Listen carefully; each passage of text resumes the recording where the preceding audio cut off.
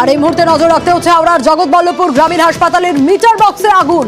হাসপাতাল চত্বরে ধোঁয়া দেখে আতঙ্কে স্যালাইনের বোতল হাতে নিয়েও বেরিয়ে আসেন রোগীরা।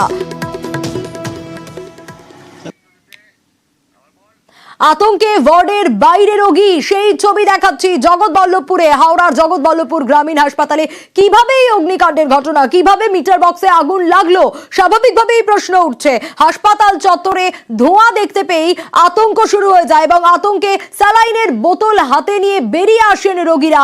সেই ছবিটা আপনাদের দেখাচ্ছি আতঙ্কে ওয়ার্ডের বাইরে রোগীরা। দেবাশিস রয়েছেন আমার সঙ্গে। দেবাশিস, কিভাবে এই অগ্নিকাণ্ডের ঘটনা, কিভাবে হাসপাতালের মিটার বক্সে আগুন লাগলো, কি পরিস্থিতি? দেখো, এই মুহূর্তে রাজ্য বিদ্যুৎ পর্ষদের কর্মীরা সেখানে রয়েছে। তাদের দাবি একেবারেই বিদ্যুতের শর্ট সার্কিটের ক্ষেত্রেই কিন্তু এই আগুন লেগেছে, যেহেতু মিটার বক্স থেকে আগুন লাগে।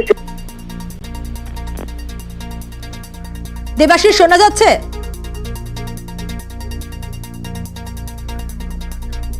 দেবাশিসের কাছে আসবো, তবে তার আগে আরো একবার ছবিটা দেখাই। ঠিক এভাবেই মিটার বক্সে অগ্নিকাণ্ডের ঘটনা, কিন্তু কিভাবে এই মিটার বক্সে আগুন লাগলো।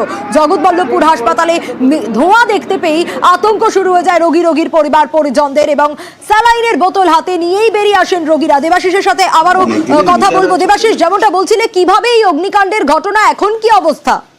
দেখো, অগ্নিকাণ্ডের ঘটনা কিভাবে ঘটলো, মিটার বক্সে কিভাবে আগুন লাগলো তা খতিয়ে দেখা হবে। রাজ্য বিদ্যুৎ পর্ষদের কর্মীরা ইতিমধ্যেই জগৎবল্লভপুর গ্রামীণ হাসপাতালে পৌঁছেছেন। তবে আগুন পুরোপুরি নিয়ন্ত্রণে আনা হয় 15 মিনিটের মধ্যেই। হাসপাতালের যে অগ্নি নির্বাপক ব্যবস্থা, সেই অগ্নি নির্বাপক ব্যবস্থার সাহায্যে কিন্তু আগুন নিয়ন্ত্রণে আনা হয়েছে। তবে আগুনের জেরে যে এত ধোঁয়া হয়ে যায় গোটা হাসপাতাল জুড়ে, আতঙ্কে রোগীরা কিন্তু তারা বাইরে বেরিয়ে আসে। বেশ কিছু রোগী আমরা দেখতে পাই, তারা একেবারে স্যালাইনের বোতল হাতে তারা হাসপাতালের বাইরে গিয়ে, যেখানে রোগীর আত্মীয়দের বসার জায়গা, সেখানে গিয়ে বসে থাকে।